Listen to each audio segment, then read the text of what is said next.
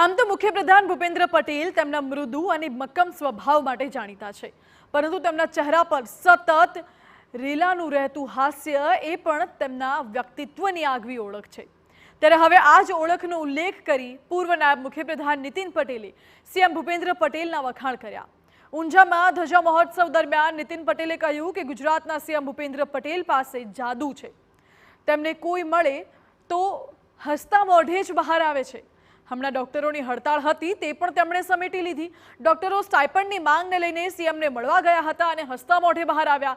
નીતિન પટેલ આટલેથી ન અટક્યા, તેમણે સીએમને લઈને ઇનામની જાહેરાત પણ કરી દીધી। નીતિન પટેલે કહ્યું કે ભૂપેન્દ્ર પટેલને કોઈ ગુસ્સો અપાવે તો હું તેને ઇનામ આપીશ।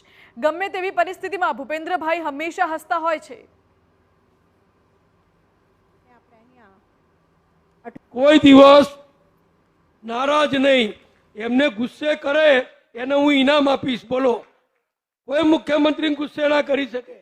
ગમે તેવો નારાજ આવ્યો હોય, ગમે તેવો ગુસ્સાથી આવ્યો હોય, પણ મુખ્યમંત્રીને મળે એટલે બધા ઠંડા થઈ અને હસતા હસતા બહાર જાય છે। એમનામાં જાદુ છે। હમણાં ડોક્ટરોએ હડતાલ પાડી હતી સ્ટાઇપન્ડ વધારવા માટે। મને આરોગ્ય મંત્રી હતો એટલે મને ચિંતા હતી કે આટલા બધા દર્દીઓ સરકારની હોસ્પિટલમાં લાખો દરરોજ આવતા હોય અને હડતાલ હશે તો ચિંતા થશે।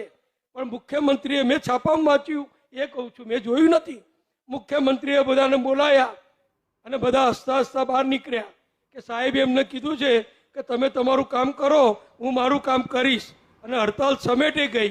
આ જાદુ એમનામાં છે।